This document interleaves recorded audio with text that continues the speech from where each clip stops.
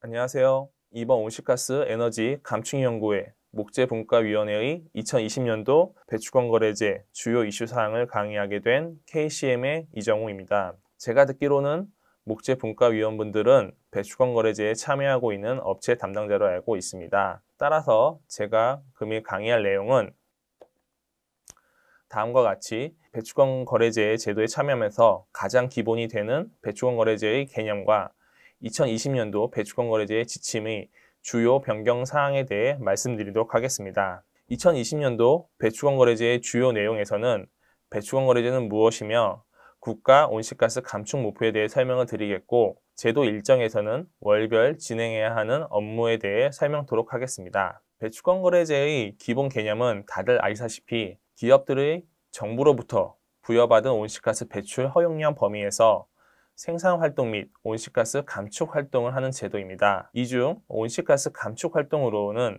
기업이 감축 활동을 활발히 하여 허용량이 남게 되면 초과 감축량만큼 제도 내 타 기업에게 판매가 가능하며, 반대로 기업이 온실가스 감축 활동이 저조하여 허용량이 초과할 경우 초과 배출량만큼 제도 내 타 기업의 초과 감축량을 구매하는 방식입니다. 이러한 배출권 거래제의 규제 대상은 연간 온실가스 배출량이 12만 5천 톤 이상인 업체 또는 2만 5천 톤 이상인 사업장입니다. 2020년 현재 계획기간은 2차이며 과거 2015년부터 2017년까지 3년간 1차 계획기간, 2018년부터 2020년까지 3년간 2차 계획기간, 2021년부터 2025년까지 5년간 3차 계획기간이며 향후 5년씩 계획기간이 늘어날 계획에 있습니다. 다음으로 배출권의 종류에 대해 알아보면 크게 할당 배출권 (Korea Allowance Units)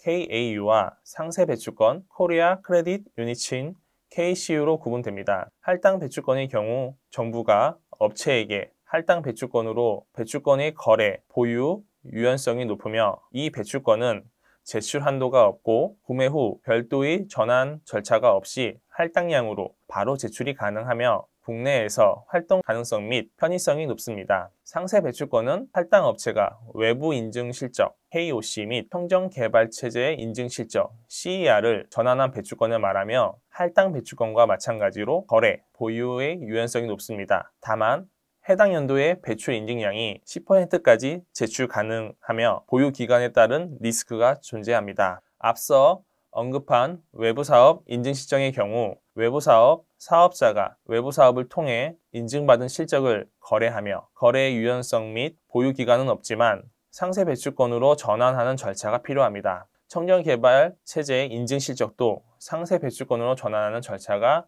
필요합니다. 다음으로는 현재 시행되는 배출권 거래제 국가 감축 목표에 대해 말씀드리도록 하겠습니다. 지난 2009년 국가는 온실가스 목표로 2020년까지 BAU 대비 30% 감축을 목표로 발표한 바 있습니다. 이후 2016년 파리에서 개최된 COP에서 기존 37개 선진국만 온실가스 감축 의무가 발생하던 교토체제와는 달리 197개 모든 당사국에서 감축 의무를 부여한 바 있으며, 이때 우리나라는 2030년까지 BAU 대비 37% 감축 목표를 제시하였습니다. 이와 같이 신기후체제에 대응하기 위해 국가는 기본계획 및 감축 로드맵을 발표하였고, 이때 감축 계획으로는 국내에서 25.7%, 해외에서 11.3%를 감축할 것으로 목표를 잡았으나 최근 해외 감축은 실제적인 감축 활동이 아니라는 국내외 비판이 열어 국내 감축으로 선회하였습니다. 다음으로는 제도 일정에 대해 말씀드리겠습니다. 제도를 이행하는 업체 담당자분들은 중요시 체크해야 될 부분입니다. 올해의 경우 특이하게 코로나19로 인해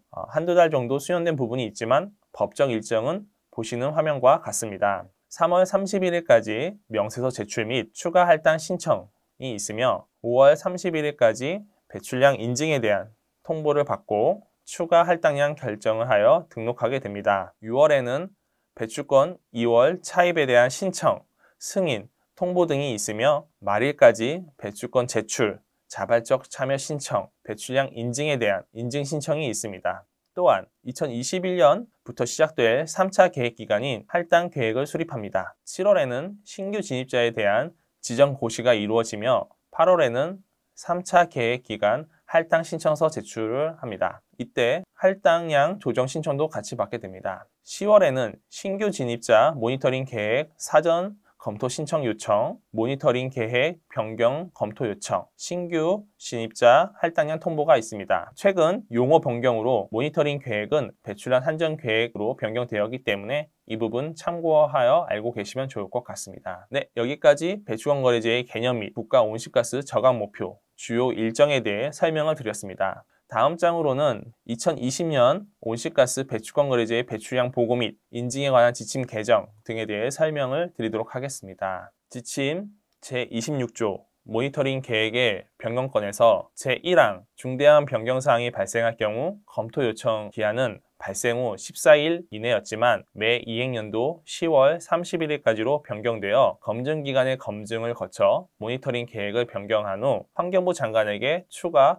검토 요청을 해야 합니다. 권리와 의무가 승계된 경우 신규 항목으로 추가되었으며 사유 발생 시점으로부터 1개월 이내 검증기관의 검증을 거친 모니터링 계획서를 제출해야 합니다. 다음으로는 별표 4 조직경계 결정 방법에서 소량 배출 사업장의 조직경계 결정 방법입니다. 할당 대상 업체의 소량 배출 사업장은 동일한 목적을 가지고 있는 주유소, 기지국, 영업점, 마을 하수도 등이 유사한 배출 활동을 하는 경우 다수의 소량 사업장을 하나의 사업장으로 통합하여 보고할 수 있습니다. 단, 해당 할당 업체는 온실가스 배출량이 누락 및 중복되지 않도록 해당 사업장의 보고 대상 시설 목록을 모니터링 계획서 및 명세서에 포함해야 합니다. 별표 6. 배출 활동별 온실가스 배출량 등 세부 산정 방법 및 기준에서 41번 이산화탄소 포집 및 이동이 추가되었습니다. 이 부분에서는 탄산음료 CO2 사용, 드라이 아이스용 CO2 사용, 소화, 냉매 및 실험실 가스용 CO2 사용, 곡물 살충용 CO2 사용, 식품, 화학 산업에서 용매용 CO2 사용, 화학, 제지, 건설, 시멘트 산업에서 제품 및 원료용 CO2 사용 등 6개 사용시설에 대해 배출량 산정 방법을 제시하였습니다. 20번 석유화학 제품 생산에서 코코스 제거 공정 배출량 산정 방법론을 제시하였으며 20번 석유화학 제품 생산에서 코코스 제거 공정 배출량 산정 방법론이 제시되었으며 17번 아디프산 생산에서는 티어2와 티어3 방법으로 산정 시 분해 계수 및 이용 계수의 증빙 자료가 미제출할 경우 티어1 계수 방법으로 적용토록 제시하였습니다. 39. 외부에서 공급된 전기 사용에서는 기존 2007년부터 2008년 평균값인 0.46625 수치에서 2014년부터 2016년 평균값인 0.45941 수치로 변경되었습니다. 27. 전자산업에서는 N2O의 기본 배출 계수 1에서 0.8로 변경되었으며 저감 효율은 0에서 0.6으로 변경되었습니다. 34. 합해수 처리에서는 하수 처리 고정의 메탄 배출 계수가 기존 0.48에서 0.18452로 변경되었습니다. 35. 폐기물 소각에서는 플레이어 스택의 경우 측정 불확도 플러스 마이너스 17.5% 이내의 기상 폐기물 소각량의 활동 자료를 사용하게끔 추가되었습니다. 38. 천연가스 산업에서의 탄소 배출에서는 표 67 천연가스 산업 부분별 국가 고유 배출 계수가 배출과 누출로 구분되어 신설되었습니다. 다음 별표 13 시료 채취 및 분석의 최소 주기에서는 고체 연료의 원소 함량, 발열량, 수분, 회 분석의 경우 월 1회이며 연 반입량이 24만 톤 초과 시 입하량 2만 톤 초과 시마다 1회 추가하며 액체 연료의 원소 함량, 발열량, 밀도 등의 경우 분기 1회이며 이 또한 연 반입량 24만 톤 초과 시 입하량 2만 톤 초과 시마다 1회로 추가 제시하고 있습니다. 기체연료, 가스 성분 발열량 밀도는 천연가스, 도시가스의 경우 반기 1회, 공정부생가스의 경우 월 1회로 제시되었습니다. 폐기물 연료의 경우 고체 원소 함량, 발열량, 수분, 회 함량과 액체의 경우 발열량, 밀도 등의 경우 분기 1회이며 기체, 가스 성분, 발열량, 밀도 등은 월 1회입니다. 전체 연 반입량 12만 톤을 초과할 경우 입하량 10,000톤 초과 시 1회 추가 분석을 제시하고 있습니다. 탄산염 원료는 월 1회이며 연 반입량 60만 톤 초과시 입하량 5만 톤 초과시마다 1회 추가, 기타 원료의 경우 월 1회이며 연 반입량이 24만 톤 초과시 입하량 2만 톤 초과시마다 1회 추가. 다음으로는 국가 고유 발열량 및 배출개수 변경에 대해 말씀드리도록 하겠습니다. 국가 온실가스 전력 배출개수는 기존 2007년, 2008년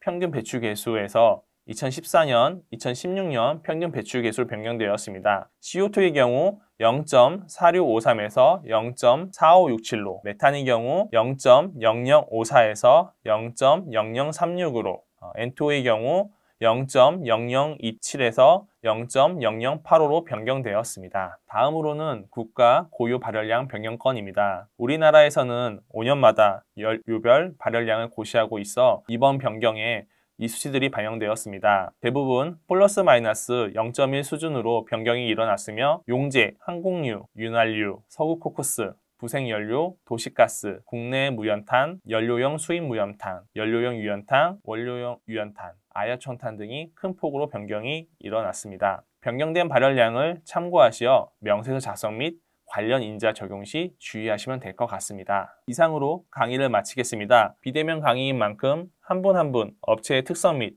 관련 내용에 대해 상세히 설명드리지 못한 점 양해 부탁드립니다. 감사합니다.